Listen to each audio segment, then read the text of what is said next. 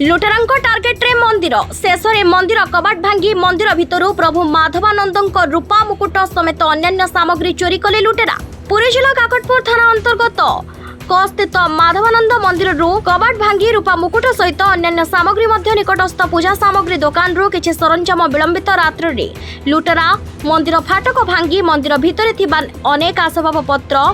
दुर्बृत्त चोरी कर स्थानीय अंचल में लुटेरांकर टार्गेट विभिन्न मंदिर रही। आज सकाळु स्थानीय अंचल लोक देखि एभली चोरी होइथिबा देखि स्थानीय लोकों को कहिबा परे काकटपुर पुलिस घटनास्थल में पहुंची तदंत करिछि। शेषरे लुटेरा ठाकुरंकर आसबाब पत्र मध्य छाडिलेनि। जहाँ चर्चा हेउछि पुलिस पेट्रोलिंग हेउनथुबारु गोटिए परि गोटिए मंदिररु दुर्बृत्त चोरी करुछंती। किछि समय परि घटनास्थल में साइंटिफिक टीम पहुंची स्थिति अनुधान करिछि। आज सकाल 6टारे लक खोलिया आला बेलू कटाई कुंडा तापर कौन देखिले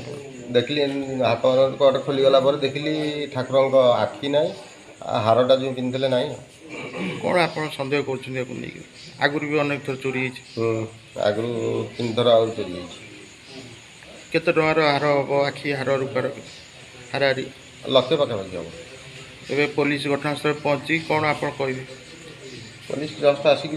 देखीदे जाइए आईएससी आसिले जा आम कौन देखा चाहते पाखापाखि लोक हाथ अच्छा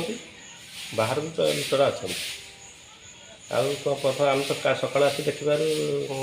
ठाकुर चोरी हो दुकान भंगा हो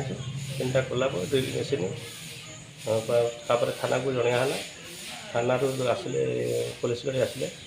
प्रथम तदंत चलला तदंत चलला देखी गले आईएसआर तो आसना आसला कौन हम कौन आप भावुं लुटपाट पछरे बाहर लोक किसी रोच बाहर लोक अच्छा स्थानीय लोक भी किसी अच्छा पुलिस भरोसा अच्छी आगे आगे पुलिस पूरा भरोसा अच्छी कार्यानुष्ठान ने।